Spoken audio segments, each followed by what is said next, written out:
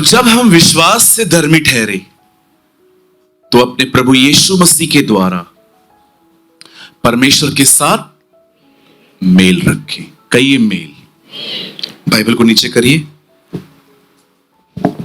दोनों हाथों को ऐसे करिए, कहिए मेल। परमेश्वर चाहता है कि आप उससे मिले हुए रहें। मिले हुए। Two people one voice. आत्मा और दुल्हन कहते हैं आ। Two personalities one voice. That's the will of God. ये प्रभु की मर्जी है। चलिए हम स्टार्ट करें। आइए सब ध्यान दीजिए। आइए सब ध्यान दीजिए। आइए सब सामने देखिए। ग्रेट। पिलर के पास पीछे वाले आप पे ज्यादा ध्यान है मेरा। आइए ध्यान दीजिए। बाइबल कहती है हम सब पाप में पैदा हुए हैं। आप और मैं, यहां पर जितने भी लोग बैठे हैं, बाइबल कहती है हम बचपन से पापी हैं। आप और मैं पाप करके पापी नहीं हुए। बाइबल कहती है विदाउट पाप किए हम पाप में जन्मे। ऐसे कैसे पास्टर जी? क्योंकि बाइबल कहती है हमारे डीएनए में ही सिन है। कोई बच्चा है यहां पर, कितने बच्चे हैं यहां पर जिन्होंने बचपन में आपको मम्मी ने ट्यूशन पे भेजा था कि जा टीचर 101 तरीके बताएगी झगड़े करने के? कोई है बच्चा यहां पर? कितने भाई लोग हैं जो बचपन में स्कूल गए थे और वहां पर एक सब्जेक्ट था लड़कियां कैसे छेड़नी है? कम ऑन जल्दी हाथ उठाइए। फिर भी एक्सपर्ट हैं हम। कितने लोग हैं यहां पर जिन्होंने स्कूल में सब्जेक्ट सीखा था how to fight, how to be a born fighter, straight fighter? तो लड़ना कैसे सीखा आपने? कोई है यहां पर कि आप स्कूल गए और बोर्ड पे टीचर सिखा रही थी कि अगर कोई आके मारे तो घर जाओ और सारे कजिन्स को लेकर उसको धो डालो? नहीं सीखा था ना? तो फिर हम कैसे करते हैं? ये सब ब्लड में है, ये हमारे ब्लड में है। पाप हमको सिखाना नहीं पड़ता, इसीलिए बच्चे को प्रेयर सिखानी पड़ती है, बोलना पड़ता है घुटनों पे आ। उसके बाद भी हम उसको बोलते हैं बोल मैं पापी हूं, बोलता है हम पापी हैं। See the dishonest nature in kids. आप बच्चों में भी देखिए इतना ईमानदार नहीं होते हैं। मुझे आज भी याद है एक बच्चा था, मुझे बहुत पसंद आया। वो उल्लासनगर में आया था, तो मैंने उसको बोला इधर आ। तो ऐसे करता है। मैंने कहा इधर आ, पास्टर हूं मैं, नहीं आऊंगा। तो उसकी मम्मी उसको बोल रही थी जा पास्टर बुला रहे हैं। मम्मी को भी बोलता है। दूसरे का बच्चा उठाया तो दौड़ गया। फिर मैंने किसी और बच्चे को उठाया, वो आया, इसको नीचे उतारो। इतनी जलन कि उसको क्या को उठाया। कहां से आता है ये नेचर लोगों में? हाँ, कहां सीखा हमने? The Bible says there is a sin in our DNA. Bible कहती है हम बचपन से पापी हैं। कितनी बहनें हैं यहां पर मुझे बताइए आपने चुगली मारना सीखा था किसी से? सीखा क्या था? मैंने सिखाया है सबको। I know you। मैंने सिखाया है। आप जिस स्कूल में पढ़ते हो मैं वहां की प्रिंसिपल रह चुकी हूं। I know you sister। किसने सिखाया मुझे बताइए चुगलियां मारना? एक घर की बात दूसरे घर में जाके बताना। वो आपको पूछती है तू गई थी ना? हाँ हाँ हाँ हाँ हाँ हाँ हाँ हाँ हाँ हाँ हाँ हाँ। कैसे बैठ बैठ के आप लोग मस्त चाय पी के यहाँ की बातें वहां। किसने सिखाया? किसी ने भी नहीं। अब यहां देखिए, बाइबल कहती है आप और मैं बचपन से पाप में जन्मे हैं। हम पापी हैं। और बाइबल साफ कहती है कि एक मनुष्य में अपने प्राणों की छुड़ौती के लिए कोई ताकत नहीं है। एक इंसान चाहकर भी अपना उद्धार नहीं करवा सकता। पॉल वॉशर ने कहा, अगर मनुष्य खुद को बचा सकता तो यीशु कभी क्रूस पे नहीं मरता। क्रूस मात्र एक टॉलरेंस की निशानी नहीं है कि वहां पर किसी व्यक्ति ने सब कुछ बर्दाश्त किया है। क्रूस एक साइन है कि मनुष्य अपने आप को बचाने में सामर्थ्य नहीं है, वो खुद को खुद बचा नहीं सकता। इस बात को आप याद रखिए। उद्धार इतना महंगा है, पापों की क्षमा इतनी महंगी है, पाप से निकलना इतना महंगा है कि अगर ये पूरी दुनिया अपना सब कुछ बेच दे तो भी कोई अपना उद्धार नहीं खरीद सकता। और ये बात परमेश्वर जानते थे, इसलिए परमेश्वर ने उद्धार को मुफ्त कर दिया ताकि हर एक को मिल सके। इस बात को कभी ना भूलें। आप याद रखिएगा, आपको पापों की माफी फ्री में मिली है, लेकिन आपको जिसने दी उसे अपनी जिंदगी देनी पड़ी, उसे अपना सब कुछ देना पड़ा, उसे अपना पूरा खून बहाना पड़ा। इसीलिए पढ़ के देखिए, जब पुनरुत्थान के बाद यीशु अपने चेलों से मिलते हैं तो अपने हाथ को आगे करके कहते हैं, देखो देखो मैं भूत नहीं हूं, मेरे हड्डी और मांस हैं। पर प्रभु आप एक चीज भूल रहे हैं, इंसान में हड्डी मांस और लहू होता है। आप कह रहे हो आप में हड्डी और मांस है, आप लहू के बारे में क्यों नहीं बता रहे हो? क्योंकि वो पूरी तरह से क्रूस पे बहा दिया गया। इसीलिए मुर्दों में से जिंदा होने के बाद प्रभु ने कहा, मुझे छू के देखो, मेरे पास हड्डी और मांस है।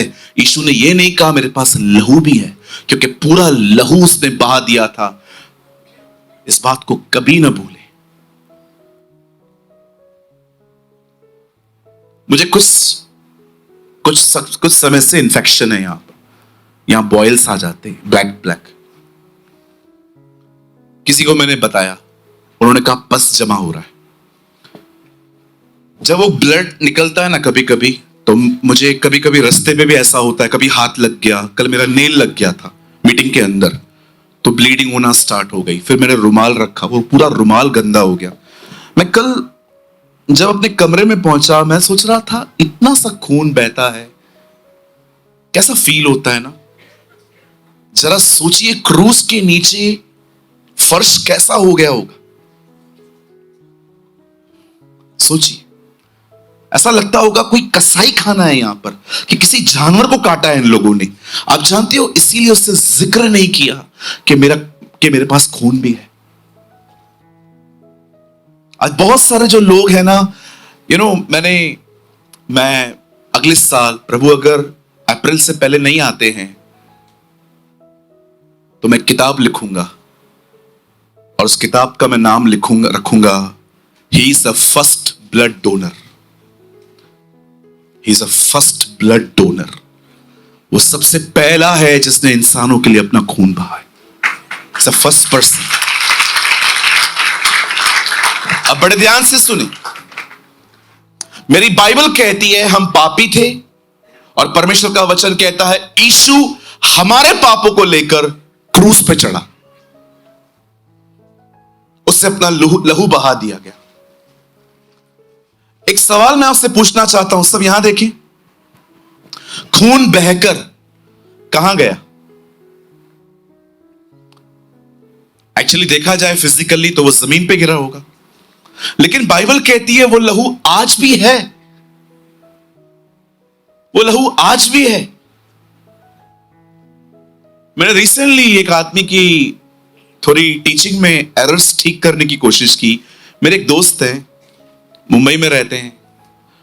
एक दिन हम मिले थे तो उन्होंने मुझे कहा, पास्टर मैं चर्च में ये बातें सिखाता हूं कि बपतिस्मा ले लो, उससे तुम्हारे पाप माफ होंगे।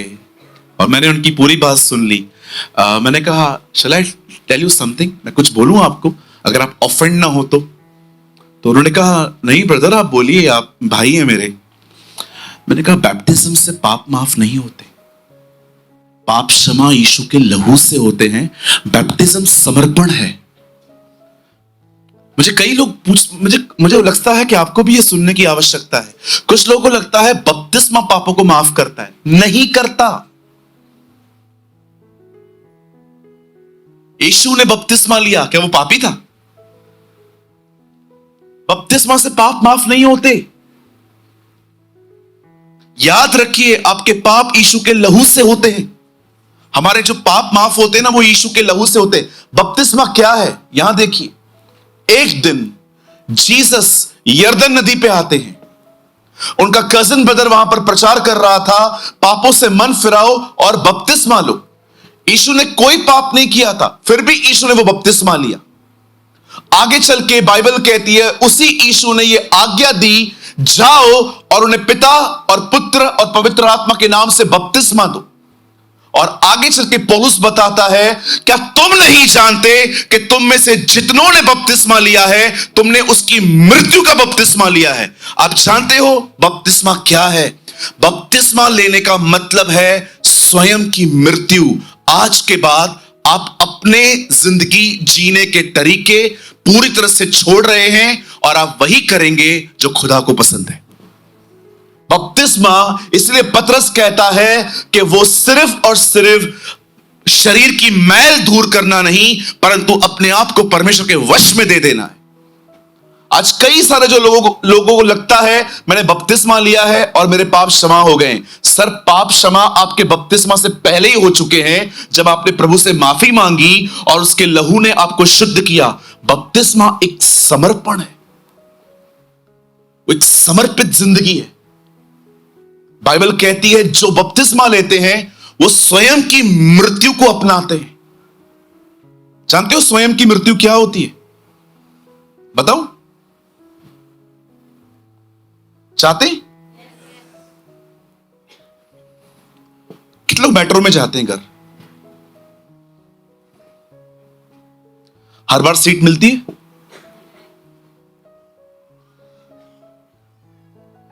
हर बार सीट मिलती है? नहीं मिलती होगी, आई नो। सोचो आप एक दिन ट्रेन में बैठे हो, एक अंकल आते हैं ओल्ड एज के, आप भी थके हुए हो बहुत और वो ओल्ड एज के हैं। आप उठ के खड़े हो के कहते हो, अंकल आप बैठ जाइए, जबकि आपको पता है 1.5 घंटा मुझे खड़ा रहना पड़ेगा, और आप वहां पर खड़े रहते हैं। तकलीफ होती है, इसे कहते हैं मरना। इसे कहते हैं मरना। बताइए मुझे, क्या आपने बपतिस्मा इस इंटेंशन से लिया था? बोलिए।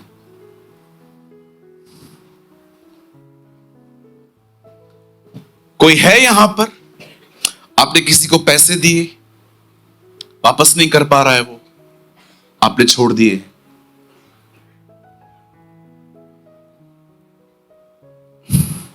ऐसा कैसे छोड़ दे? पास्टर तो कुछ भी बोलता है। आई प्रीच व्हाट आई प्रैक्टिस। बोलिए। आपको पता है आज बहुत सारी कलीसियाएं, आज बहुत सारी चर्चेस हमारे शरीर को खाना खिला रही हैं। शरीर को आईफोन चाहिए, शरीर को ये चाहिए, शरीर को वो चाहिए, और आप ऐसे जब संदेशों को सुनते हो ना, ओ प्रभु तुम्हें सब कुछ देगा, आपका फ्लैश फीड हो रहा है। लेकिन आप बिलीव करिए, जब आप ऐसे संदेशों को सुनते हैं ना, जहां पर मरने की बातें होती हैं, वहां पर आत्मा स्ट्रांग होती है, वहां स्पिरिट स्ट्रांग होती है। आप जानते हैं, मेरी बाइबल कहती है यीशु ने अपना खून बहाया। अब वो ब्लड कहां है? अब वो लहू कहां है? भले ही वो लहू जमीन पे गिर के पूरी तरह से सूख चुका है, पर बाइबल कहती है विश्वास करने वालों के लिए वो खून आज भी काम करता है। आज भी अगर आप प्रभु के सामने जाएं, आप कितने भी गुनहगार क्यों न हैं, जब आप उसको कहते हैं प्रभु मुझसे पाप हुए हैं, किसी ने गुस्सा नहीं दिलाया, मुझ में गुस्सा है, मुझे माफ कर, जब आप ऐसा कहते हैं, आपने देखा उसके बाद आपके अंदर कितनी शांति आ जाती है। यह लहू की ताकत है। It's a power of the blood. और आप जानते हैं, उसी खून के कारण हम धर्मी ठहरे हैं। कहिए धर्मी। मुझे लगता है मुझे इस वर्ड को भी खोलना चाहिए कि धर्मीपन होता क्या है। यहां देखिए, बड़े ध्यान से सुने, इट्स वेरी इंटरेस्टिंग। पुराने नियम में जो लोग 10 आज्ञाओं को मानते थे, अगर वो एक से भी चूक जाएं तो वो कभी धर्मी नहीं ठहर पाते थे। बाइबल कहती है जो कोई व्यवस्था में एक आज्ञा मानने से भी चूक गया वो श्रापित है। लेकिन बाइबल कहती है हर आज्ञा को मानने वालों को धर्मी कहा जाता था। लेकिन आप जानते हैं नए नियम में यीशु ने वो सारी बातें ली और अपने ऊपर लेकर उसे सब पूरी की। और आप जानते हो यीशु के मुंह से निकला गया बाइबल के अंदर सबसे छोटा सेंटेंस कौन सा है? पूरा हुआ। उसके मुंह से निकला हुआ सबसे छोटा सेंटेंस यही है, पूरा हुआ। क्या उसने पूरा किया? उसे सारी व्यवस्थाएं पूरी की, उसे सब कुछ पूरा किया। अब बाइबल कहती है उस पर विश्वास करने वाला व्यक्ति धर्मी है।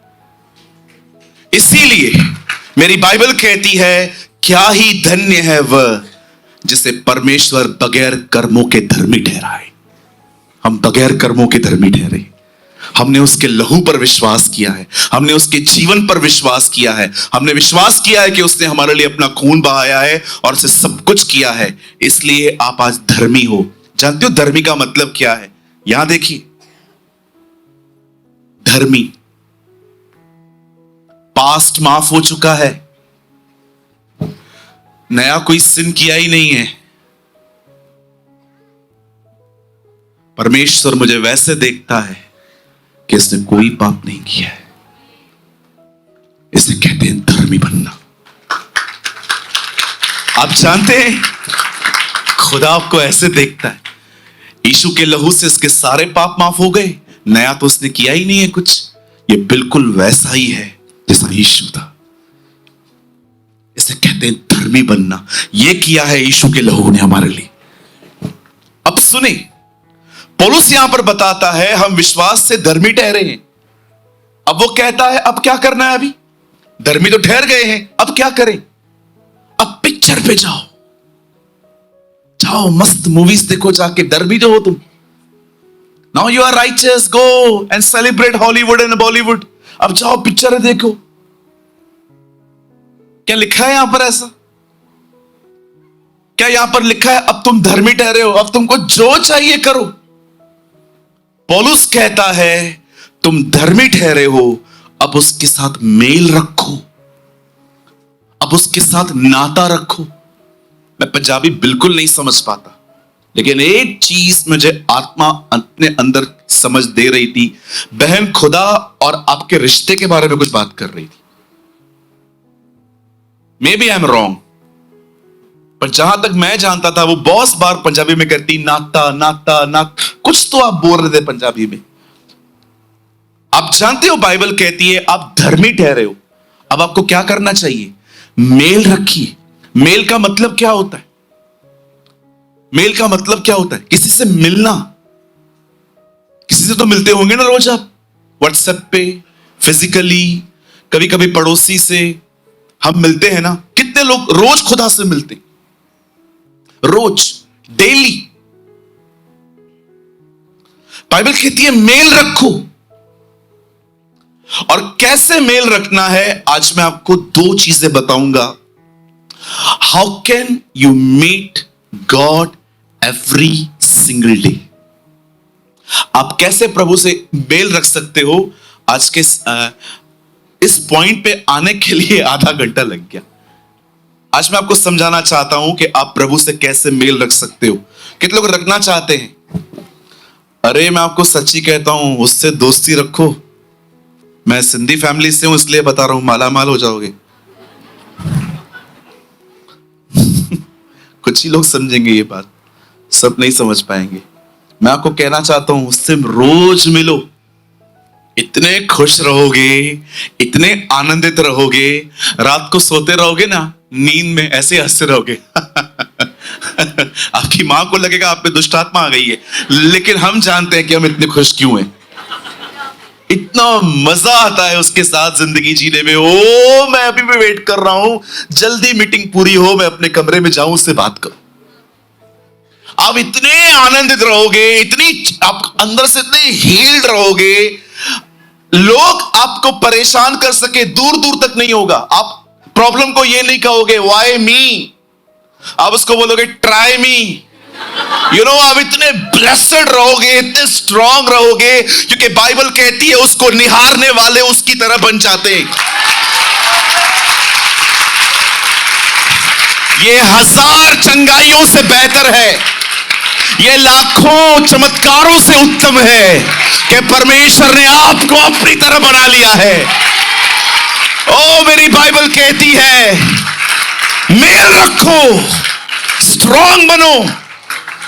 लोग नहीं सुधरेंगे, आप सुधरो। छोड़ दो, आप स्ट्रांग बनो। थक चुके हो आप में से कुछ लोग यहां पर, कब बदलेगा मेरा परिवार, कब मेरी फैमिली इशू में आएगी। छोड़ दो उन्हें, आप आगे बढ़ो, आपको देख के आएंगे वो। थक नहीं गए हो इंतजार में। एक दिन मेरे बॉस ने मेरे को गाली दी, मैं घर आया, मैंने कहा लॉर्ड ब्रेक हिज हेड, इसका सर तोड़ प्रभु, क्योंकि मैंने दाऊद की प्रार्थना पढ़ी थी।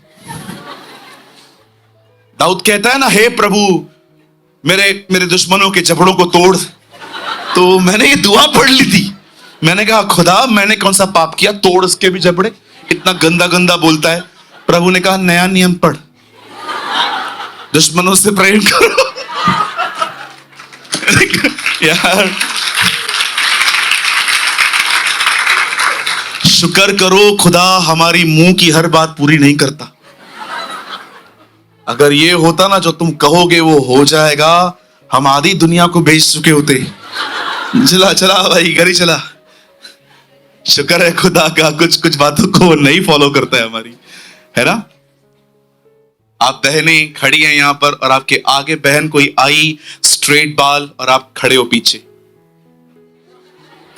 प्रभु, आधी कलीसिया गायब। एंड द बाइबल सेज उसके साथ मेल रखो, मिलो उससे। कितना प्यारा परमेश्वर है, मेरे लिए कितना कुछ किया है उसने। Lord thank you, thank you Lord. कितना कुछ किया है ना उससे हमारे लिए, कोई नहीं कर सकता। मैं पर्सनली बता रहा हूं, ये मेरे को है ना बहुत संभाला है उसने, बहुत संभाला है मुझे प्रभु ने। मेरे कठिन समयों में है ना बहुत साथ दिया है उसने मेरा। मेरे अकेलेपन में ना उसने मेरी बहुत सहायता की। I am not saying, I really mean it. मैं खाली कह नहीं रहा हूं, मैं बहुत स्ट्रगल से गुजरा हूं अपने लाइफ में, और मैं खड़े होके कहता हूं यीशु आप जैसा कोई नहीं है। मैं आदर करता हूं आपके बेटे बेटियों का, लेकिन दूर दूर तक आपकी तरह कोई नहीं हो सकता। जो दिखते हैं ना, उन्होंने भी ऐसे रिश्ते नहीं निभाए उसने जो न दिखता है उसने निभाया है। इतना संभाला है उसने मुझे अंदर से, इतना बचाया है उसने मुझे गुनाह से। कोई टाइम आता था, लगता था बस ये महीने में पैसे मांगने पड़ेंगे किसी से, पैसे ही नहीं थे। कोई टाइम था, लेकिन उसको पता रहता था कि इसको 30 तारीख को पैसे भरने हैं, 28 को दे देता था मुझे। उसने मेरी सारी आवश्यकताएं पूरी की, वो मेरे साथ खड़ा रहा। आपको लगेगा ये पास्टर प्रेमानी अभी झूठ बोल रहे हैं, मैं आपको सच्ची कहता हूं। मैं कभी कभी मॉर्निंग में उठता हूं ना, पहले वो मुझे गुड मॉर्निंग बोलता है। मैंने बहुत बार महसूस किया है कि वो मुझे कहता है गुड मॉर्निंग, और मैं उसको गुड मॉर्निंग लॉर्ड। दाऊद कहता है बिछौने पर उठते ही मैं उसे पाता हूं। There's a word in the book of Psalm 139। कौन रहेगा मुझे बताइए ऐसा हमारे साथ। आपकी नजर उस व्यक्ति पे होती है जो आपको इग्नोर करता है, जो आपसे ठीक से नहीं चलता, जो आपके प्रति थोड़ा कड़वा है। आप उसको नहीं देखते जो हर समय आपके साथ खड़ा रहता है, हर समय आपको बचाता है। He always pour his love in you, जो हमेशा अपना प्यार आप में उंडेलता है। मैं कभी कभी सोचता हूं क्यों फरीसी उसको रिजेक्ट करते थे और पापी उसको एक्सेप्ट करते थे। पता है क्यों? क्योंकि वो रिजेक्टेड थे। वो ऐसों के साथ बैठता था जिनको समाज पूछता नहीं था, देखता नहीं था। कितना खुश था जक्कई उसके साथ, कि उसको पता एक क्या मिला, पूरी जिंदगी उससे चीटिंग की थी पैसों के लिए, लेकिन एक मुलाकात के बाद उसने कहा प्रभु मैं सब दे रहा हूं, मुझे नहीं चाहिए, मुझे आप मिले हो ना, दैट्स इट, मुझे कुछ नहीं चाहिए, मैं सबको जिनको लूटा है 3 गुना अधिक दूंगा, खाली करना है, मुझे नहीं चाहिए, मुझे ये पैसे 1 रुपया भी मुझे नहीं रखना है। मैं बचा क्या उसके पास, मुझे बताइए। वो खाली हो गया, करंट और सेविंग दोनों अकाउंट खाली हो गए उसके। मैं वहां खड़ा होता, मैं जकई को बोलता तू सब दे रहा है तो रखेगा क्या, अब जरूरत नहीं है, ये मुझे संभाल लेगा, ये मुझे संभाल लेगा। मैं आपको बताऊं, प्रभु ने मुझे सब कुछ दिया है, लेकिन एक चीज का कंपैरिजन किसी चीज के साथ नहीं है, और वो है उसका और मेरे साथ जो मेरा नाता है, उसका जो रिलेशनशिप है। वो सिर्फ ज्ञान नहीं है मेरे लिए वो नॉलेज नहीं है जो बस नोट्स में लिखा हुआ है, ये करना है, ये करना है। मेरे साथ वो रियल है, मैं रियलिटी में जीता हूं। मैं कभी खुद को अलोन फील नहीं करता। मैं जब यहां से जाता भी हूं ना, मैं फील करता हूं बैठा है वो यहीं पर। क्या लोगों पे इतना ध्यान देना, इज्जत करो उनकी, प्यार करो, एक्सपेक्ट नथिंग, अप्रिशिएट एवरीथिंग। उम्मीद मत करो, जो होता है खुदा का शुक्र करो, थैंक यू लॉर्ड। बुरा भी होता है ना, उसको बोलो धन्यवाद, इसलिए नहीं क्योंकि बुरा हुआ, इसीलिए क्योंकि मुझे पता है इस बुराई में से भी तू भलाई निकालेगा। You are amazing God.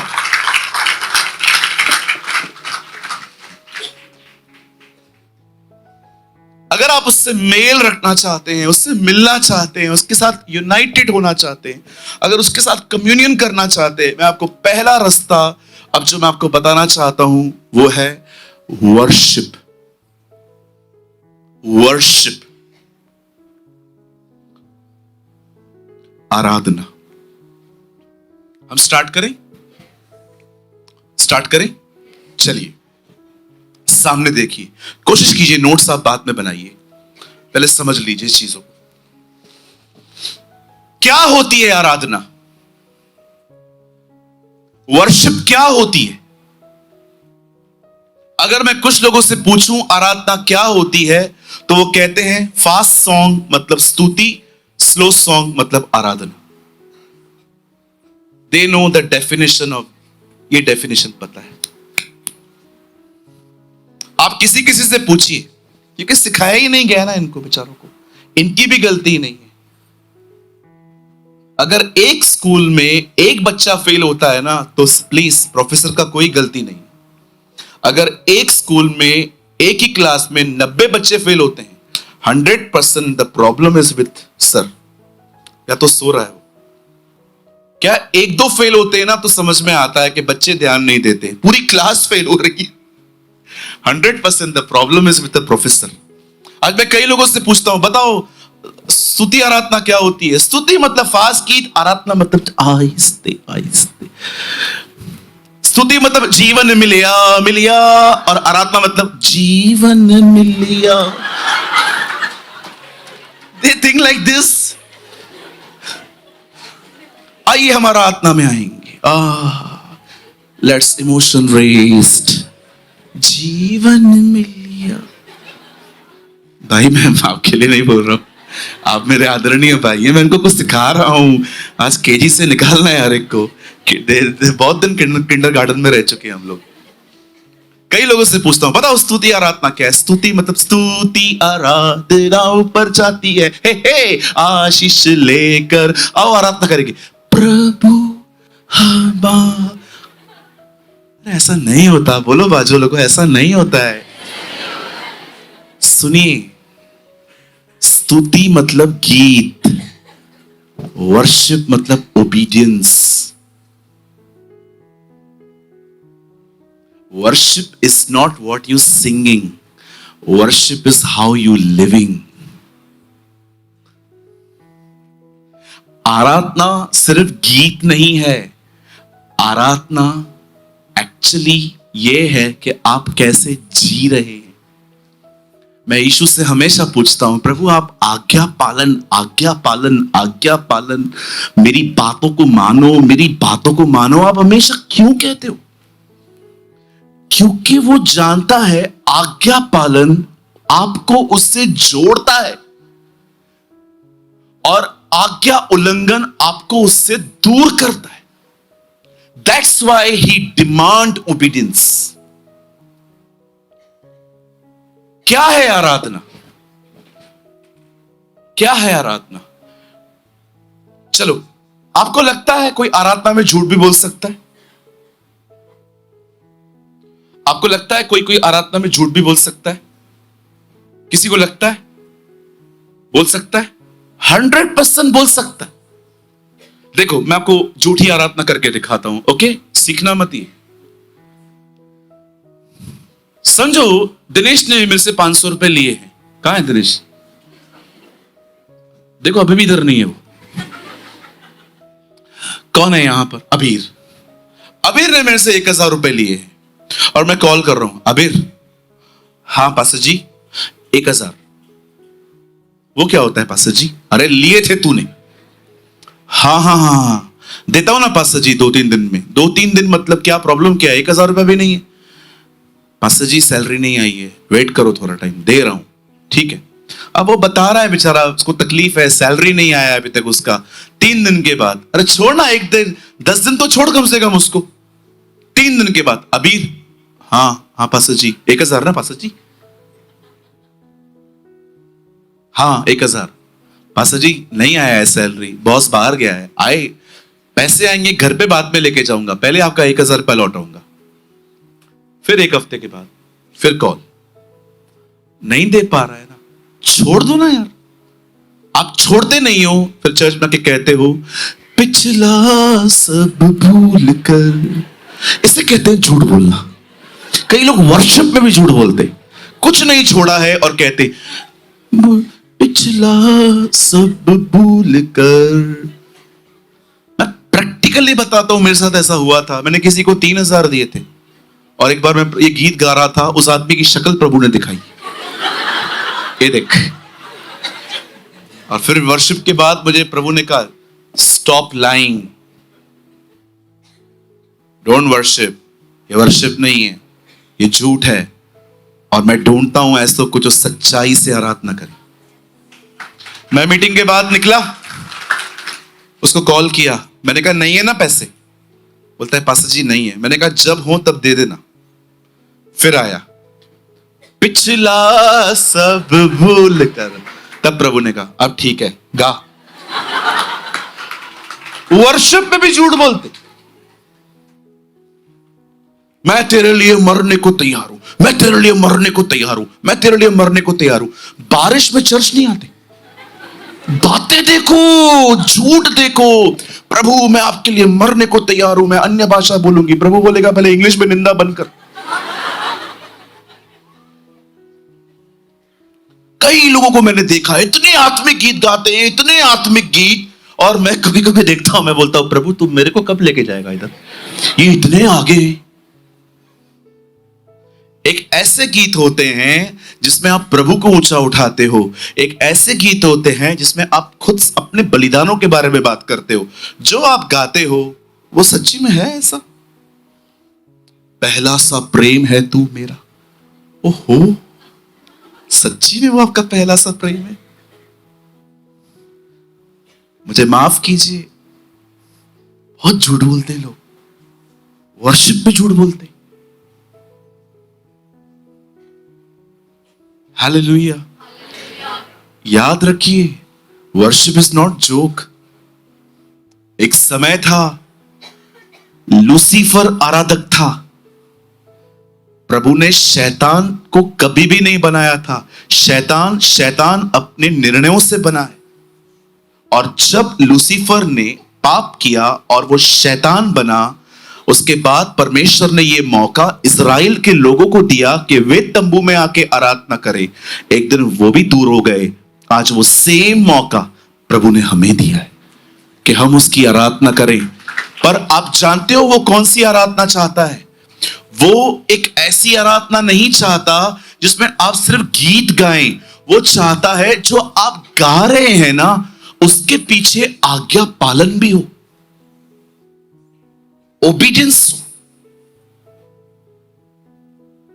परमेश्वर अब्राहम से कहते हैं, उठा इसहाक को, उसे मार। 25 साल की दुआओं के बाद उसे वो लड़का मिला था और प्रभु कहता है उसे उठा और मार। और जब वो ऊपर जा रहा था, उसने अपने सेवकों से कहा, आप लोग मत आइए, इट्स पर्सनल, मैं जा रहा हूं, ये लड़का जाएगा, वर्शिप करके लौट आएंगे। और मैंने देखा वर्शिप में गीत दाऊद लेके आया, लेकिन अब्राहम की वर्शिप बहुत अलग थी। अब्राहम ने जब अपने बेटे को बलिदान करने के लिए कहा, तब उसने क्या कहा अपने सेवकों से, तुम ठहरो, हम आएंगे, बलिदान करके लौट आएंगे।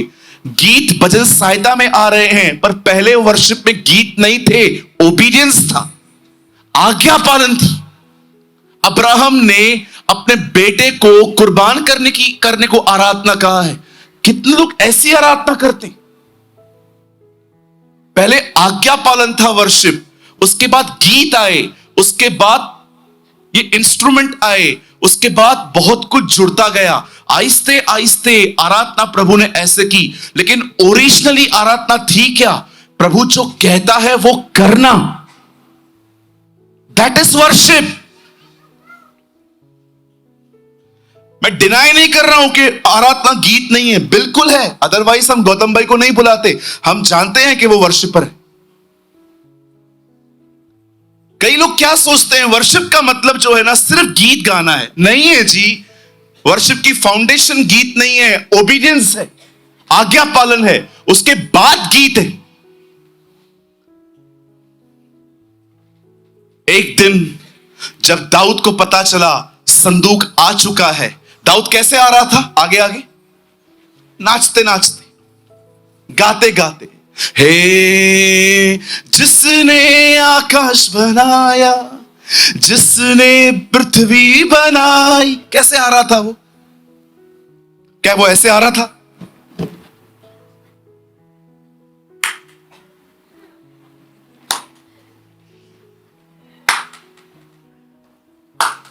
लग रहा है कब्र के पीछे फिर रहा। दाऊद कैसे आ रहा था? कितने लोग हैं यहां पर वर्शिप मस्त मजे से करते, नाच के करते, और कितने लोग हैं बड़े डिसेंट कि अगर वर्शिप भी करेंगे, और अगर रुमाल है क्या किसी के पास? हैंकी चाहिए? दीजिए तो सिस्टर, अच्छा वाला दो। उस दिन किसने बहुत गंदा दे दिया था। कई सारे जो भाई लोग होते हैं ना, आराम से खड़े रहेंगे, वो गीत गा रहे, और जीवन मिलिया, और फिर वो कहते हैं, आओ सब गाएं, जीवन मिलिया।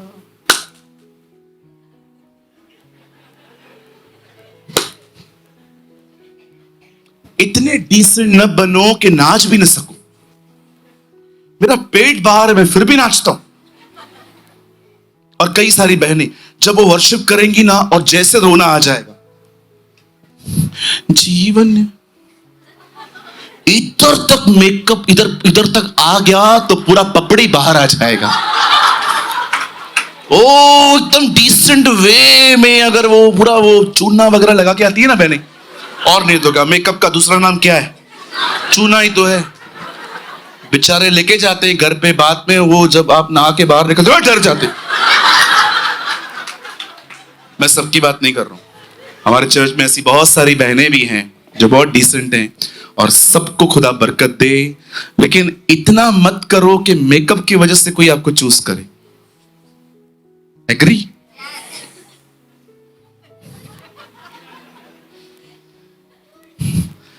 मैं कुछ बताऊं, आप लोग मुझे गलत तो नहीं समझेंगे। एक अंकल ऑफ हो गए कुछ दिन पहले, तो मैं भी वहीं पर था। उनकी बॉडी कॉफिन में पड़ी थी, मैं वहां खड़ा था। तो एक बहन बाजू में खड़ी थी, मैं बहुत इग्नोर कर रहा था, मुझे मेरा क्या काम उसको देखना। लेकिन वो रो रही थी, और वो ऐसे रो रही थी, मैंने ऐसे कौन रोता है? तो मैं उधर देख रहा था, और मेरी आंखें,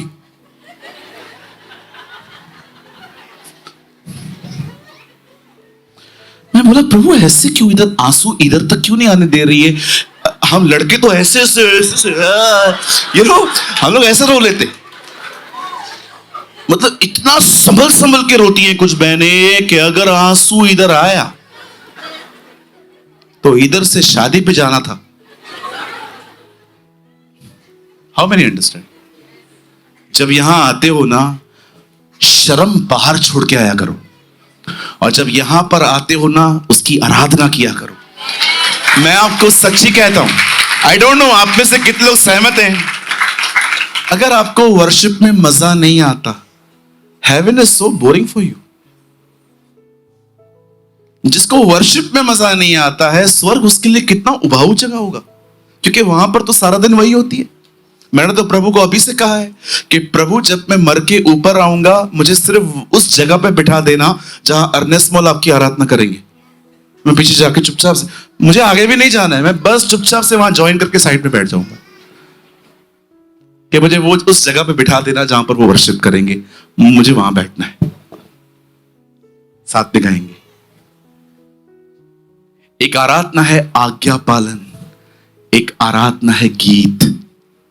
मैंने आपको आज्ञा पालन इससे पहले बताया, अब मैं आपको गीतों के बारे में बताना चाहता हूं कैसे करनी चाहिए वर्शिप हमें। क्या आपके साथ ऐसा होता नहीं है जब आप ताली बजाते हो, हे न छोड़ेगा न छोड़ेगा न छोड़ेगा न छोड़ेगा, आपके जब हाथ ऐसा करते हैं तो आपका पांव आपको बोलता नहीं है मैंने क्या पाप किया? हाँ, ओके ओके, न छोड़ेगा न छोड़ेगा न छोड़ेगा। फिर आपके कंधे बोलते हैं हमने क्या किया?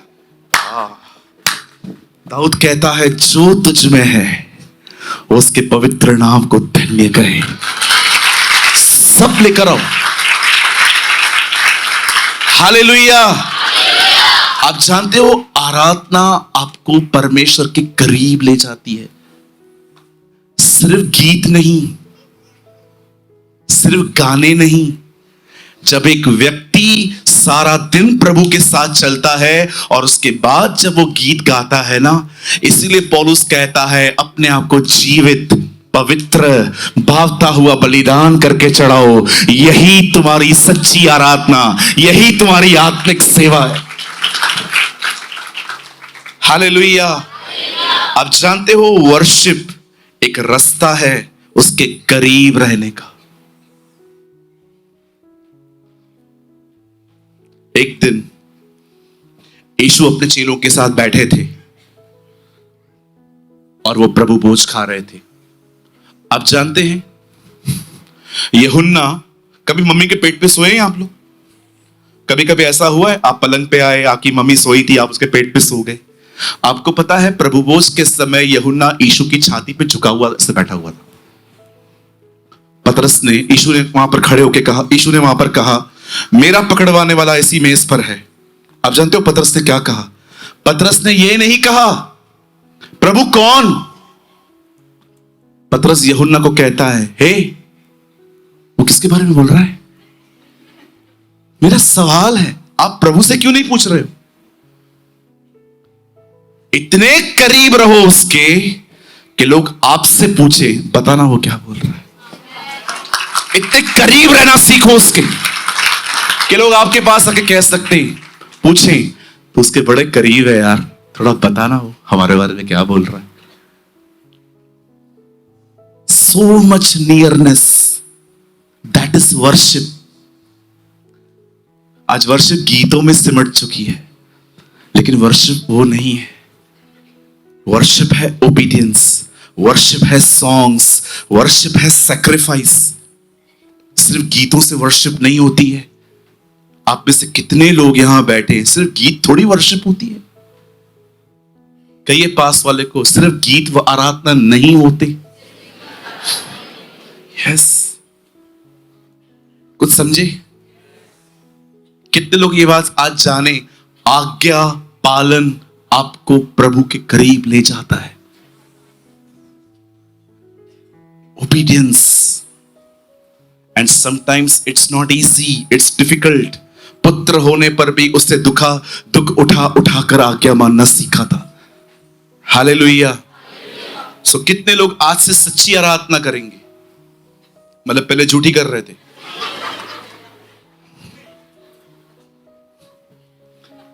कहिए पास वाले को, आज्ञा पालन और गीत इज इक्वल टू वर्शिप। कहिए, worship is not just singing, it's how you living. आमेन।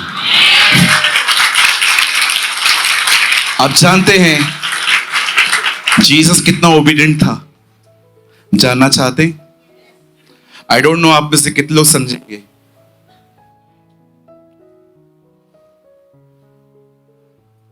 पहले आदम ने कहा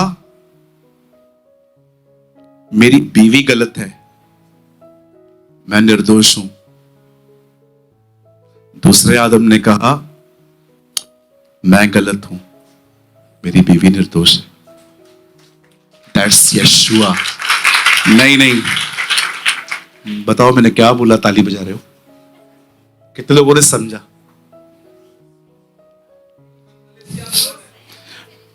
पहले आदम ने कहा don't blame me, blame my wife. Second Adam ने कहा don't blame my wife, blame me. कितना अद्भुत है ना हमारा प्रभु, कितना महान है। आपको पता है मेरी दुआ है आपको उससे प्यार हो जाए, आपको उससे प्यार हो जाए। खुदा आपके साथ है। हम फर्स्ट सेशन को यहां पर कंप्लीट कर रहे हैं और आप जब सेकंड सेशन जो लोग अटेंड कर रहे हैं, दुआ करके बैठना, बहुत गहरा है वो।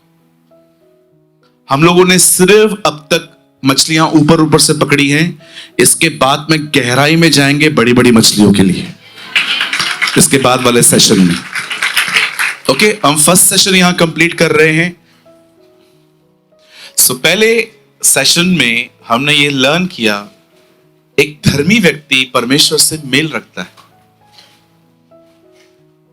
और मेल रखने के दो तरह हैं, एक आज्ञा का पालन, दूसरा एक आराधना। Both are important.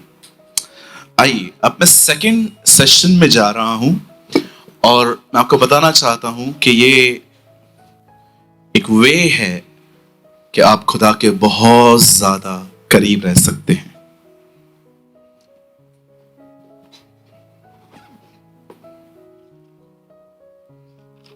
मेरे साथ अपनी अपनी बाइबल खोलें।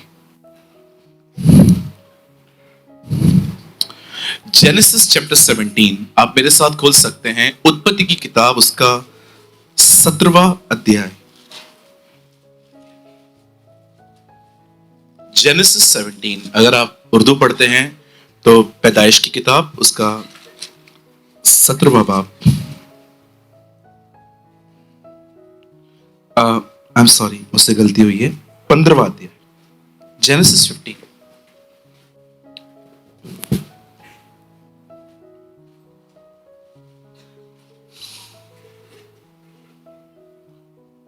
सब जल्दी जल्दी बैठ जाइए। रेडी?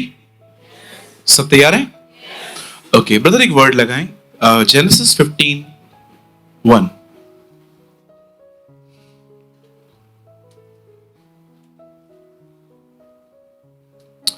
इन बातों के पश्चात यहोवा का यह वचन दर्शन में अब्राहम के पास पहुंचा।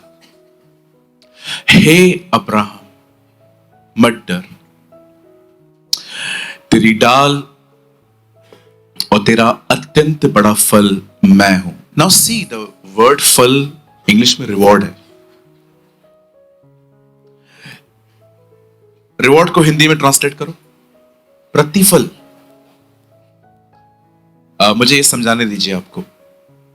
सब तैयार हैं? पक्का सबका माइंड यही है? Shall I start? सुनिए, यहां पर परमेश्वर अब्राहम से कहते हैं, इन बातों के पश्चात प्रभु का यह वचन दर्शन में अब्राहम के पास पहुंचा। हे अब्राहम, मत डर, तेरी डाल और तेरा अत्यंत बड़ा फल मैं हूं। अगर आप आराम से पढ़ें तो इंग्लिश में डाल को शील्ड कहा गया है, वो प्रॉपर लिखा है, लेकिन फल को एक्चुअली इंग्लिश ट्रांसलेशन करे तो फ्रूट आता है, लेकिन इंग्लिश में फ्रूट नहीं है, रिवॉर्ड है। सो हम कभी भी हिंदी में से कुछ नहीं ले सकते, क्योंकि हिंदी इंग्लिश के बाद आई है। तो अगर आपको ओरिजिनली समझना है तो आपको इंग्लिश में से लेना पड़ेगा, क्योंकि वो ग्रीक से आया है, लैटिन से आया है। So correct word is reward, प्रतिफल। सो अब मैं नीचे का जो ट्रांसलेशन है वो मैं हिंदी में पढ़ रहा हूं। इन बातों के पश्चात प्रभु का यह वचन अब्राहम के पास पहुंचा कि हे अब्राहम, मत डर, तेरी डाल और तेरा अत्यंत बड़ा प्रतिफल मैं हूं। क्लियर? आइए सामने देखिए, बड़े ध्यान से सुनिए।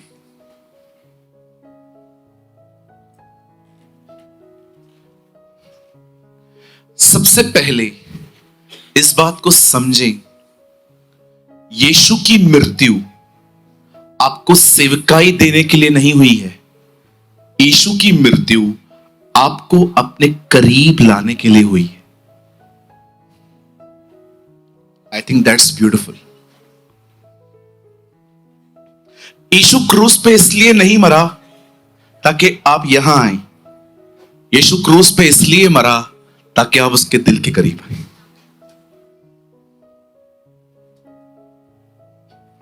I am not saying the passion of the ministry is wrong. मैं ये नहीं कह रहा हूं कि सेवा का जुनून गलत है। नो, बाइबल कहती है वरदानों की धुन में रहो, पर बाइबल कहती है उसके दुख उठाने के बाद यहोवा अपना वंश वापस पाएगा। अब जानते हैं वो क्यों मरा? ताकि वो आपको अपने करीब ले आ सके, ताकि वो आपको दिखा सके कि तेरे पाप मेरे वर्ड से भी माफ हो सकते थे। आपने देखा एक आदमी को ऊपर से निकाला, उन्होंने छज्जा तोड़ के उसको नीचे रखा है और यीशु ने उसको कहा तेरे पाप माफ हुए हैं। उस समय तक यीशु ने खून नहीं बहाया था। अगर पाप वर्ड से भी माफ हो सकते थे तो खून क्यों बहाया गया? ये दिखाने के लिए कि देखो, मैंने तुम्हें पाने के लिए अपने आप को भी दे दिया है। That's the love of God. अगर आप और मैं ये चाहते हैं कि हम उसके बहुत करीब जाएं, तो मैं रिक्वेस्ट करता हूं, ये सेशन इतना बड़ा नहीं होगा, ये बहुत छोटा सेशन होगा, और मैं चाहता हूं इस सेशन को बड़े ध्यान से सुने और समझें। लिसन, बाइबल कहती है हन्ना के पास बच्चा नहीं था। जैसे सारा, रिबेका, सैमसन की मम्मी, एलिशबा, ये सब वो औरतें हैं जिनके पास बेबी नहीं था, वैसे ही हन्ना के पास भी बेबी नहीं था। बाइबल कहती है हन्ना दुआ करती थी, शी प्रे, और प्रभु ने उसे एक बेटा दिया जो इज़राइल का एक महान प्रॉफिट बना। His name was Samuel. Hannah ने प्रार्थना की, उसे सैमुअल मिला। ओके, अगर आप प्रभु के वचन को आराम से पढ़ें तो आपको पता चलेगा अब्राहम अकाल के कारण मिस्र चला गया था। उसे लगा कि यहां पर खाना नहीं है, खाना मिस्र में है, और जब वो वहां पर जाता है तो उसने सारा को टीच किया कि अगर वो आपसे पूछते हैं कि आप कौन हो, तो आप मत बोलना आप मेरी बीवी हो, आप बोलना आप मेरी बहन हो, ताकि आपकी वजह से मैं बचूं। क्योंकि वो जानता था अबीमेलेक खूबसूरत औरतों के हस्बैंड को मरवा के उन औरतों को अपने पास रखता था। और आप जानते हैं जब अब्राहम ने झूठ बोला और बाद में वो पकड़ा गया, आप जानते हैं अबीमेलेक ने उसको क्या कहा? अब जा रहा है ना, तो मेरे घराने के लिए दुआ करके जा। और लिखा है अब्राहम ने प्रार्थना की और अबीमेलेक के घर के अंदर औरतों की कोख खुल गई। और आप पढ़ के देखिए, जो अनॉइंटिंग, वहां पर आई है, वहां पर सारा भी खड़ी थी, इसलिए आप पढ़ के देखिए अगले साल उसे बच्चा हुआ था।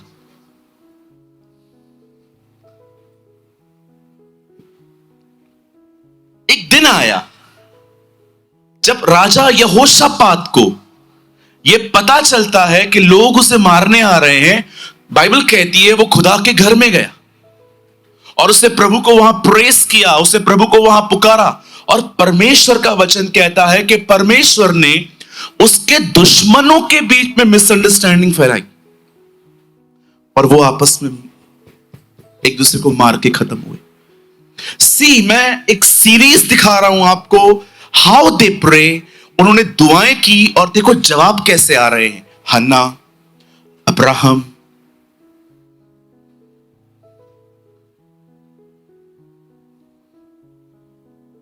यहोशापात।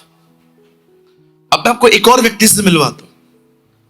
बाइबल कहती है हिज नेम वॉज एलाइजा, उसका नाम एलिया था। उसका अभिषेक एक ही वजह से हुआ था, इजबेल के खानदान को खत्म करने के लिए, क्योंकि ये वो लेडी थी जिसने मेकअप, ब्लैक मैजिक और एडल्ट्री को प्रमोट किया था। आई डोंट नो आप में से कितने लोग यहां पर हैं जो ये बात जानते हैं कि बाइबल में सबसे पहले इजबेल की आत्मा पोतीपर की वाइफ में थी, जिसने यूसुफ को पाप में गिराने की कोशिश की। उसके बाद वो सेम स्पिरिट दलीला के ऊपर आई, शिमशोन, उसने उसको भी पाप में गिराने की कोशिश की। उसके बाद वो सेम स्पिरिट, आप देखिए नए नियम में राजा हेरोदस जिस औरत के साथ अफेयर में था, ये उसके ऊपर है। याद रखिए, इस दुनिया में अश्लील वीडियोस देखना, गलत रिलेशनशिप में आना और व्यभिचार में गिरना, ये उसी आत्मा का काम है। और मैं आपको बताना चाहता हूं, ये आत्मा आज भी दुनिया में है। एंड बिलीव मी, कुछ लोगों ने इसे चर्च में भी रखा है। इसीलिए जॉन रेवलेशन में कहता है वो आत्मा तुम्हारे बीच में है। और याद रखना यंगस्टर्स, उसका पूरा टारगेट आप, उसका पूरा टारगेट आप। आपको बचना है व्यभिचार से, रास्ता दूं?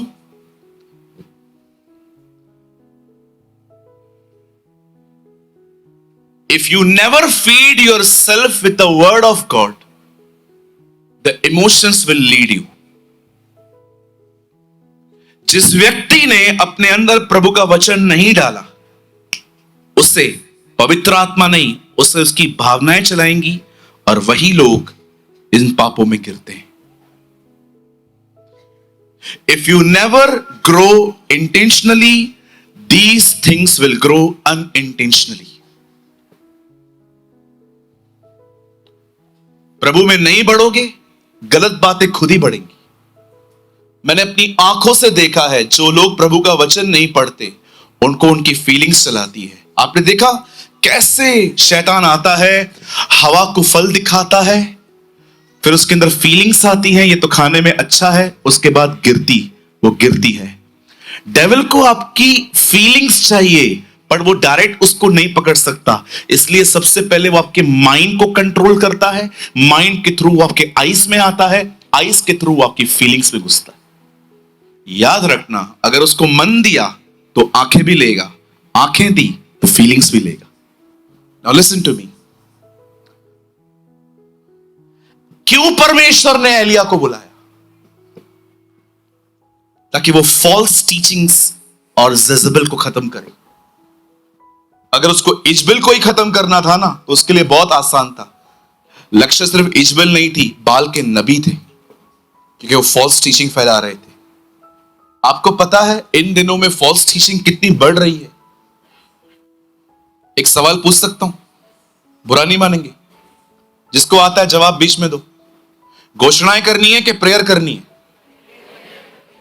आप तो खाली घोषणाएं करते हो।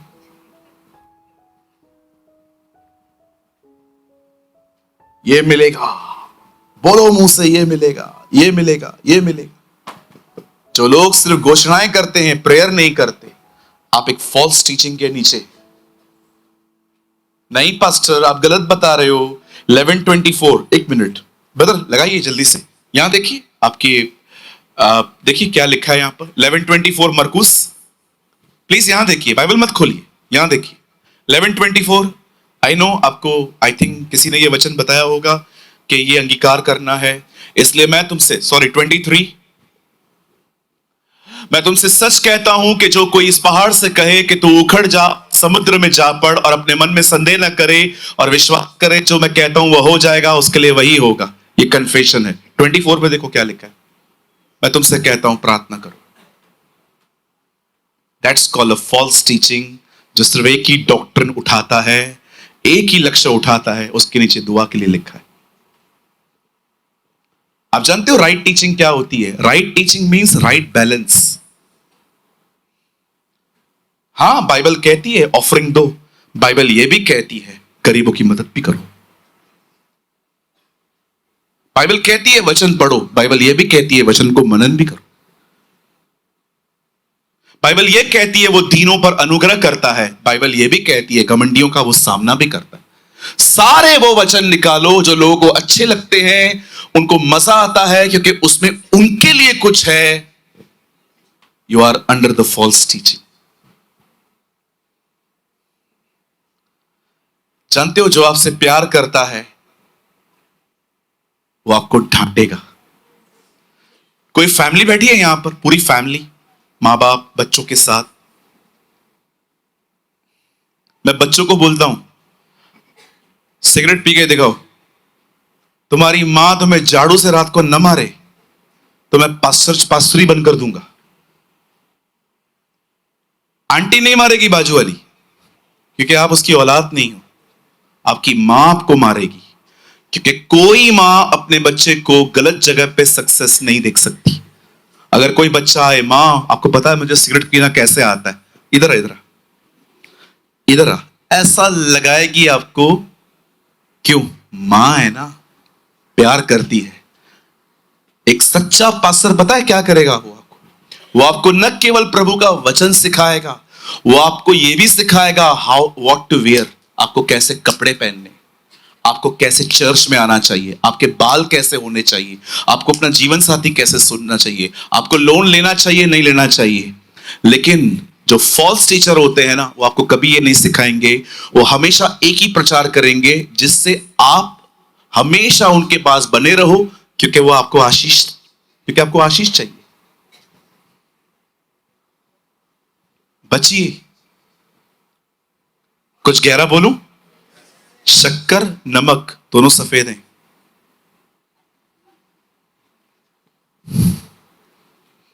याद रखिए, गर्म पानी में अंडे डालोगे कड़क होते हैं, आलू डालोगे नरम हो जाता है। Learn.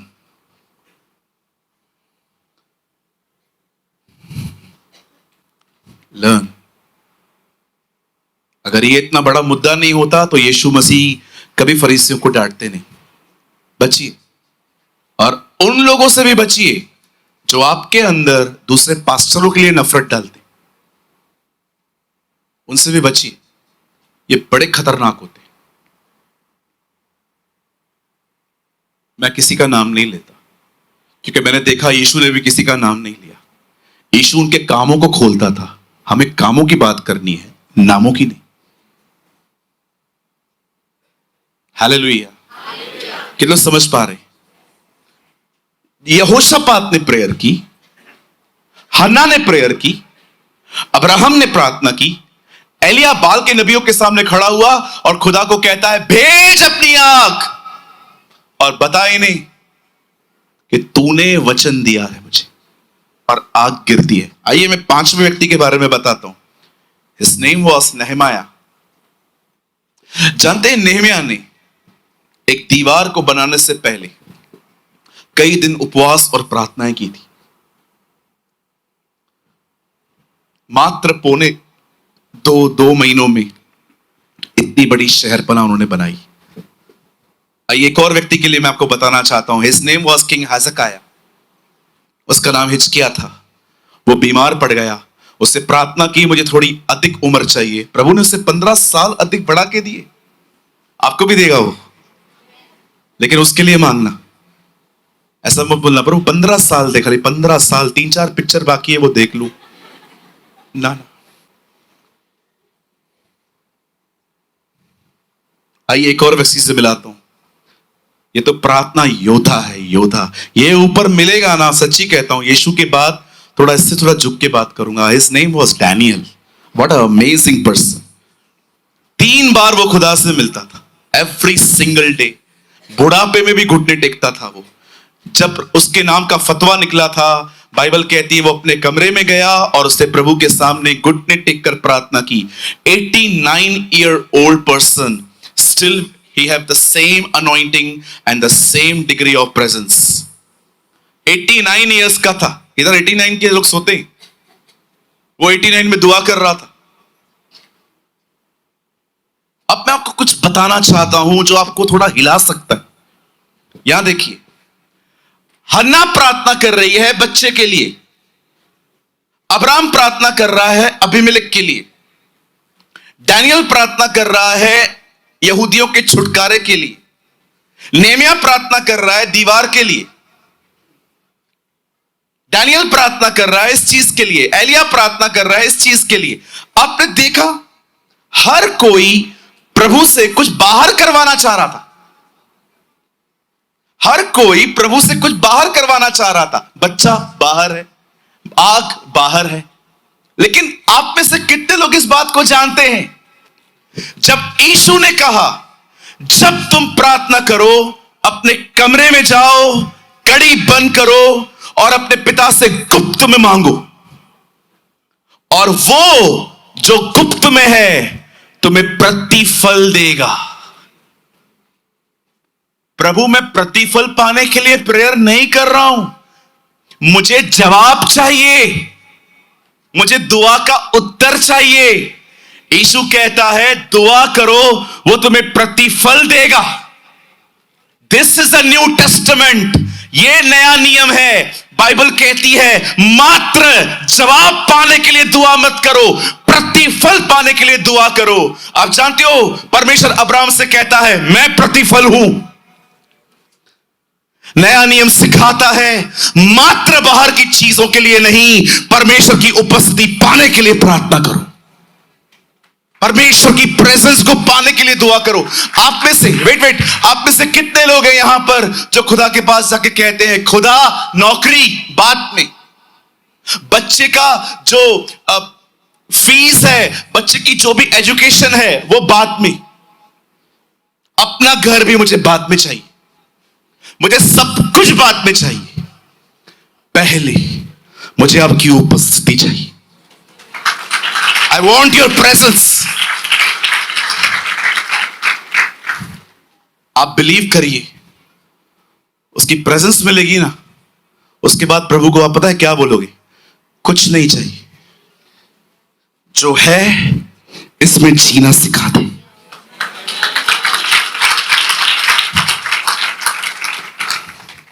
That is a New Testament. ये नया नियम। आज भी लोग सिर्फ पुरानी वाचाओं की दुआ करते हैं, जो कि गलत नहीं है, प्रभु महान है, जवाब देते हैं, बट कितने लोग हैं जो इस न्यू टेस्टामेंट की प्रेयर को करते हैं?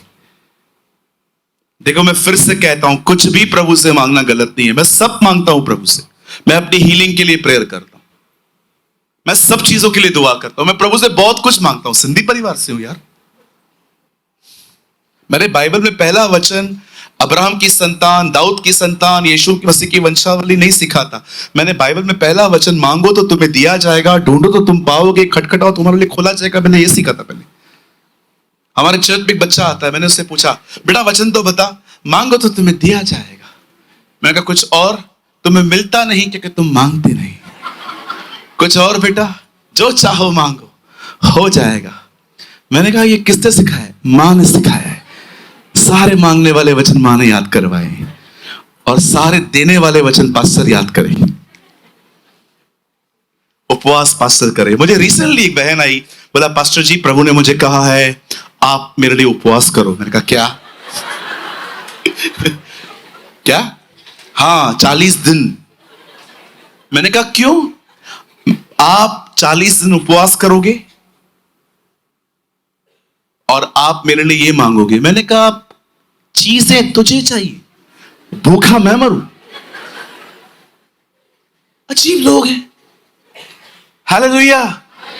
मैं फिर से कहता हूं, यहां देखिए, हन्ना की तरह बच्चा मांगना गलत नहीं है, यहोशापात की तरह दुश्मनों से छुटकारा पाना गलत नहीं है, अब्राहम की तरह दूसरों के लिए दुआ करना गलत नहीं है। आप ये सब कुछ प्रभु से मांग सकते हो। बाप है वो आपका, आपको जरूर देगा। पर कितने लोग हैं यहां पर उस नए नियम की प्रार्थना के लिए रोज खुदा के सामने इस तरह जाके कहते हैं, खुदा मुझे प्रतिफल चाहिए, और प्रतिफल आप हैं। आप हैं प्रभु। ओ मेरे भाइयों, मेरी बहनों, कितने लोग हैं यहां पर हर दिन प्रेयर में उसकी प्रेजेंस मांगते हैं और उससे कहते हैं, प्रभु मुझे चाहिए, क्योंकि आपने भी कहा है सुरक्षा जो है वो आपकी उपस्थिति में है। जो परम प्रधान के छाए हुए स्थान में बैठा रहे वो सर्वशक्तिमान की छाया में ठिकाना पाएगा। मैं प्रभु के विषय में कहूंगा, वो मेरा दृढ़ गढ़ है, वो मेरा परमेश्वर है। पहला वचन कहता है, जो परम प्रधान के छाए हुए स्थान में बैठा रहे, और उसका आखिरी वचन कहता है, मैं उसे अपना उद्धार दिखाऊंगा। बूढ़े व्यक्ति ने बालक यीशु को उठाया था, अपनी आंखें स्वर्ग की ओर देख के क्या कहा था? आज मैंने तेरा उद्धार देख लिया है। 91:1 में लिखा है, परम प्रधान की उपस्थिति में रहो। अंतिम वचन कहता है, वो तुम्हें उद्धार दिखाएगा। उसकी उपस्थिति में रहो, एक दिन उसको देख भी पाओगे। एक दिन उसको देख भी पाओगे। You will see the beautiful Jesus, a magnificent Jesus, amazing Yeshua। मेरी दुआ है आप उसे देख सके, आप उससे मिल सके, आप उसकी सुन सके। ओ मैं बिलीव करता हूं कि आने वाले दिन हमारे लिए यही हैं। हम उसे देखेंगे, हम उसे सुनेंगे, हम उसके साथ चलेंगे। हालेलुया। ओ मैं आपको सच कहता हूं, जैसे आप परफ्यूम लगा के घर से बाहर निकलते हैं और सबको पता चल जाता है कि आपने परफ्यूम लगाई, जब आप उसकी प्रेजेंस में बस घर से बाहर निकलोगे ना, हर कोई जान लेगा you are in the presence of the Lord. आप प्रभु की उपस्थिति में हैं। आप बिलीव करिए, बिलीव करिए, ये अमीरी है, यही अमीरी है। जिसके पास पैसा बहुत है, प्रभु की उपस्थिति नहीं है, प्रभु आपको गरीबी से छुड़ाए। Shall I repeat? अगर आपके पास पैसा बहुत है, उसकी प्रेजेंस नहीं है, प्रभु मैं प्रार्थना करता हूं आपको प्रभु गरीबी से छुड़ाए। यस, आपको प्रभु गरीबी से बाहर निकाले। जिसके पास कुछ भी नहीं है ना, लेकिन उसके साथ वो बैठा है ना, मैं दुआ करता हूं आप और अमीर बने, आप और अमीर बने। यहां देखिए, स्वर्ग बहुत अलग तरह से अमीर है भाई। सोना लोग कहां पहनते? गले में। साउथ साइड जाएंगे ना, सर पे पहनते। जो चीज आपने सरों पे रखी है, परमेश्वर ने वो चीज पैरों के नीचे स्वर्ग में रखी है। एक मिनट बात करने दो, लेट मी कंप्लीट। आप जानते हो वहां पर सोने की सड़कें, जो चीज आपने सर पे रखी है वहां पर प्रभु ने जमीन के नीचे रखी है। अब सुनिए, आप जानते हो परमेश्वर किस तरह का अमीर है? यहां देखिए, अगर मैं आपको कहूं अपनी अमीरी दिखाओ, मैं आपको बता देता हूं आप क्या करोगे। अगर मैं आपको कहूं ना कि अपनी अमीरी दिखाओ, तो पहले आप आईफोन निकालो। आपको देखनी है मेरी अमीरी। 2.25 लाख का फोन है मेरा, और क्या है? गाड़ी है, और क्या है? बंगला है, और क्या है? शेयर्स हैं, और क्या है? करोड़ों रुपए मैंने डायमंड में इन्वेस्ट किए हैं, और वो छोटे छोटे डायमंड जो है ना, लॉकर में पड़े हुए हैं। और क्या है? मेरे पास बहुत कुछ है। और अगर वहीं पर प्रभु आए और आप उससे कहें, प्रभु आप भी अपनी अमीरी दिखाइए, प्रभु कोई चीज नहीं निकालेगा। पौलुस कहता है परमेश्वर ने अपनी अमीरी मनुष्यों को माफ करके दिखाई है। आप जानते हो रोमन्स में क्या लिखा है? क्या तू परमेश्वर के धीरज रूपी धन को तुच्छ जानता है? जानते हो धीरज कहां काम आता है? अगर कोई व्यक्ति है जो बदल नहीं रहा और आप उसको बर्दाश्त करते हो, उसको धीरज कहते हैं। बाइबल कहती है क्या तू परमेश्वर के धीरज रूपी धन को तुच्छ जानता है? क्या तुझे यह नहीं पता कि उसकी कृपा तुझे मन फिराव का अवसर देती है?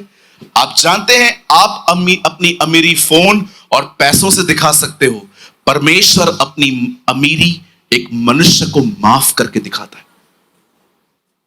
और आप जानते हो प्रभु क्या चाहता है? आप और मैं इस तरह के अमीर बने। पैसे वाले दुनिया में बहुत गरीब हैं। बॉम्बे आ जाओ, दिखाता हूं एक 28 माले की बिल्डिंग, 5 लोग रहते हैं खाली। रोज सुबह उठ के पहले ढूंढना पड़ता होगा कौन है किधर।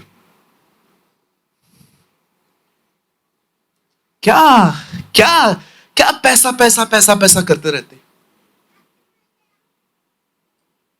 क्या खुदा है? बताइए, क्या प्रभु है? क्या उसकी उपस्थिति है? दिमाग खराब करके रखा है कुछ प्रीचर्स ने आपका। चेले कभी ऐसा प्रचार नहीं करते थे, कभी भी, कभी भी। वो अलग तरह के अमीर थे। आपने यीशु को देखा? टैक्स भरने के लिए मछली में से सिक्का निकाला उसने। क्यों प्रभु आपके पास नहीं है क्या? आप टैक्स भरने के लिए मछली में से पैसा निकालते हो? क्या कहती है वहां पर लोग आके कहते हैं पतरस को, तुम्हारा गुरु कर भरता है कि नहीं भरता है? वो प्रभु के पास जाके कहता है प्रभु ये लोग पूछ रहे हैं हम लोग कर भरते हैं कि नहीं, लाइट का बिल भरते हैं कि नहीं। प्रभु कहता है जा बंसी डाल, मछली निकलेगी, सिक्का निकाल। अब देखो यीशु पॉकेट से नहीं निकाल रहा है पैसे, मछली में से निकाल रहा है। लेकिन एक जगह पे जब 200 दिनार का इत्र तोड़ा गया और वहां पर यहूदा भड़क गया कि ये इत्र तो हम दूसरों को दे सकते थे, तब यीशु कहता है गरीब तुम्हारे साथ हमेशा रहते हैं, मैं तुम्हारे साथ हमेशा नहीं रहूंगा। प्रभु मुझे समझ में नहीं आता है, आपके पास पैसा भी नहीं है और आप खुद को गरीब भी नहीं बोलते हो।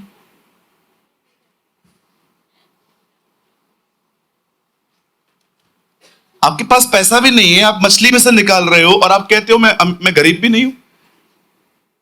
उस दिन मैं समझा कि सच्ची अमीरी कुछ अलग है। इस दुनिया में बहुत सारे गरीब हैं जिनके पास सिर्फ पैसा ही है, और इस दुनिया में ऐसे बहुत अमीर हैं जिनके पास खुदा है।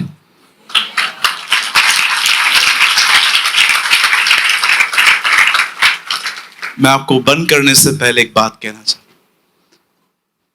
उसकी उपस्थिति आपका सच्चा धन है। उसके साथ रहना सीखिए।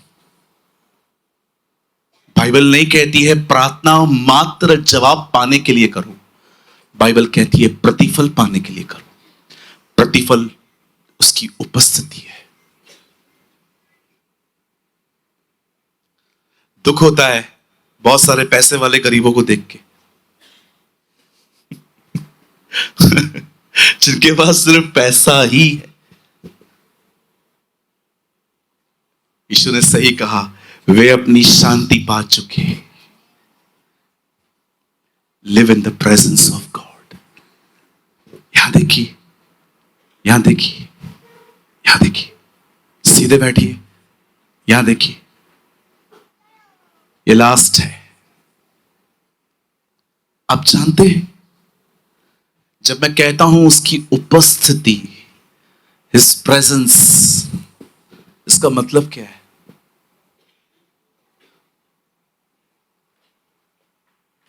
इसका मतलब ठंडी पड़ना नहीं है, इसका मतलब गर्मी होना नहीं है। जब मैं कहता हूं प्रभु की उपस्थिति में जिए, तो इसका मतलब ठंडी पड़ना, गर्मी पड़ना, गिर जाना, उठ जाना, गूज़बम्स खड़े हो जाना, कुछ महसूस करना, ये नहीं है। परमेश्वर की उपस्थिति में जीने का मतलब है उसे उपस्थित जान के जिंदगी जीना। बचपन में टीचर नाम लेती थी, हम कहते थे present, here is my presence, मैं यहां हूं। प्रभु आपके साथ ही है। जब आप दुआ करते हैं ना, ये दुआ आपके कॉन्शियस को उसकी प्रेजेंस में लेके जाती है। दुआ आपके विवेक को उसकी उपस्थिति में ले आती है। इसीलिए आमीन बोलने के बाद आपको हमेशा कुछ महसूस होता है कि मैंने कुछ कैरी किया है। लेकिन जब आप घर से निकलते हैं, ऑफिस जाते हैं, आपका माइंड कहीं और जाता है, आप लोगों से मिलते हैं और स्लोली स्लोली प्रभु दूर नहीं जाता, आपका कॉन्शियस वहां से बाहर आ जाता है। इसीलिए दानियल दिन में 3 बार प्रेयर करता था, ताकि लगातार वहां बना रह सके।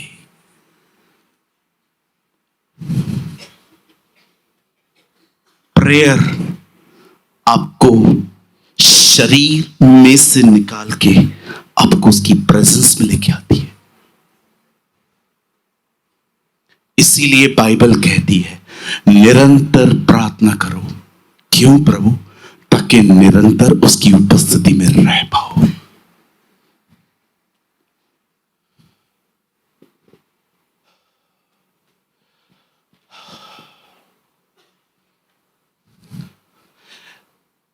I never pray because I want something. I pray because I love His presence. जब वो साथ रहता है ना, दानव इतना दिखता है। जब वो साथ रहता है ना, मरे हुए लोग सोए हुए दिखाई देते हैं। जब वो सामने रहता है ना, इतने बड़े जाइंट्स, टिड्डियां दिखाई देते हैं। जब वो सामने रहता है ना, विश्वास कीजिए आपको गोलायत भी इतना लगेगा। Because you are in the presence of the Lord.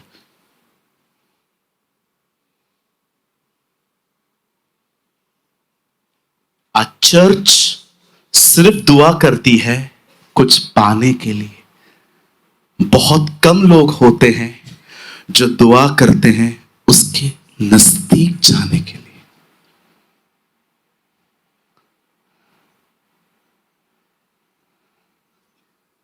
हन्ना ने सैमुअल के लिए आंसू बहाए थे। मरियम उसके प्रेम में आंसू बहा रही थी।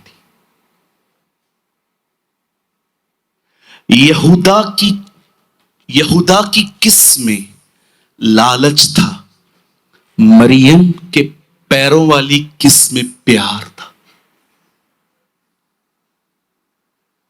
यहूदा ने जो उसको छूमा, वो 30 सिक्कों के लिए चूमा।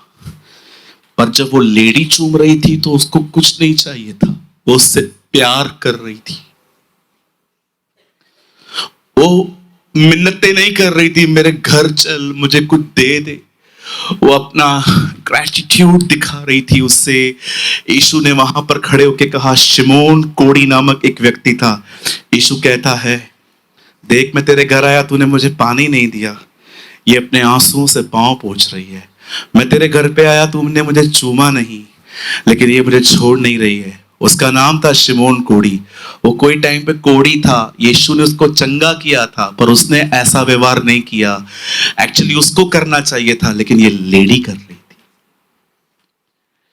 शरीर में जिंदगी जीने वाले जो प्रेयर नहीं करते, बाइबल नहीं पढ़ते, उन्हें हमेशा अपनी कमी घटियां दिखाई देती है।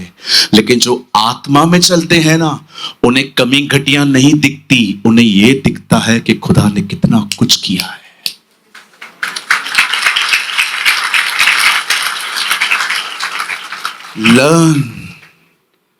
Learn to live in the presence of the Lord.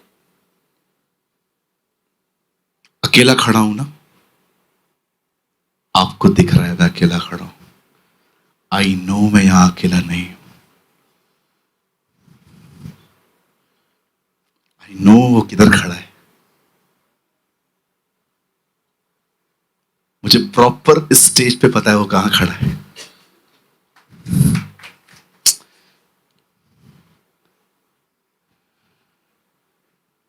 जाओ अंदर, ये किंडर गार्डन से बाहर आओ, मांगो ना प्रभु से, कौन मना करता है।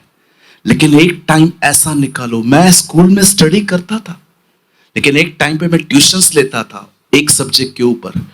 कभी कभी सब कुछ बात करके अलग से खुदा से मिलो, उसे कहो मुझे स्पेशल ट्यूशन चाहिए, teach me how to live in your presence.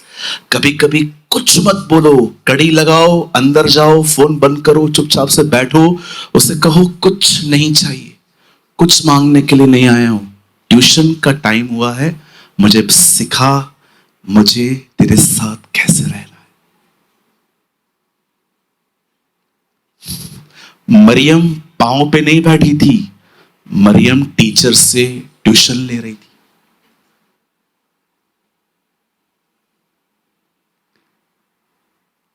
हमारे लिए क्रिश्चियनिटी है चर्च जाना, पास्टर से मिलना, थोड़ा सा ऑफरिंग डालना, रोज आधे घंटे बाइबल पढ़ना, ये स्तर है आज। चमत्कारों पे चमत्कार देख देख के भी मूसा ने उसको कहा, आई एम नॉट सेटिस्फाइड, मुझे तेरी महिमा दिखा। I want to see you Lord.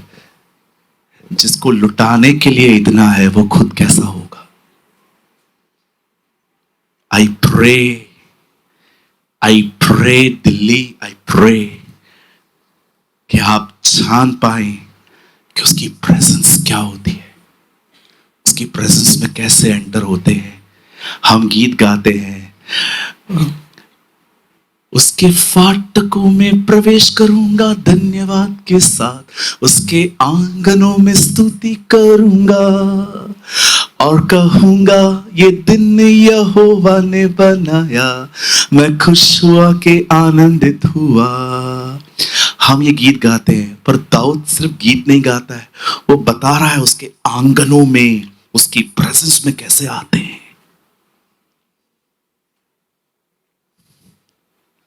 Hallelujah, the Lord is here. प्रभु हमारे बीच में।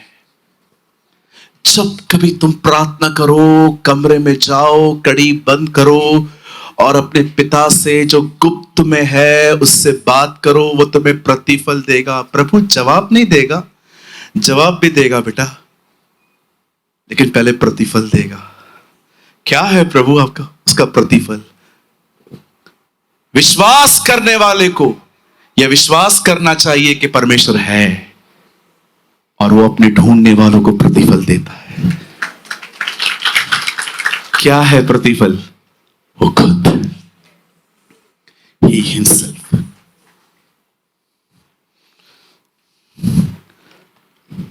This gospel only talk about one person। ये सुसमाचार एक ही व्यक्ति के बारे में बात करता है, जीसस। इसलिए पॉल रोमन्स में कहता है, this gospel is concern about his son. यह सुसमाचार उसके पुत्र का सुसमाचार है, वीजा, बंगले, गाड़ी, चंगाई का नहीं। कहता है वो ये सुसमाचार उसके बेटे का है।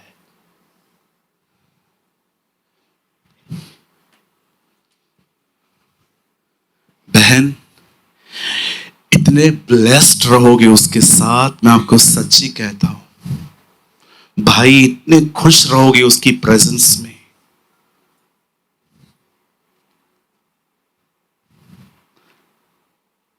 डू यू नो, यहां देखिए, उसकी प्रेजेंस में वो आपको हाउस वाइफ होना सिखा देगा, स्टूडेंट होना सिखा देगा, ड्राइविंग सिखा देगा। देखा आपने, उसकी प्रेजेंस में लोगों ने पूरा मिलाप वाला तंबू बना लिया। एक भी जहाज नहीं बना था, पर नूह ने जहाज बना लिया। ये कैसे हुआ? Anointing, anointing.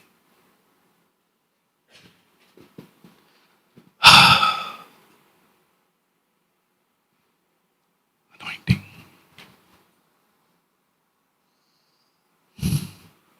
हालेलुया। क्यों करनी चाहिए प्रेयर? सिर्फ चीजों को पाने के लिए?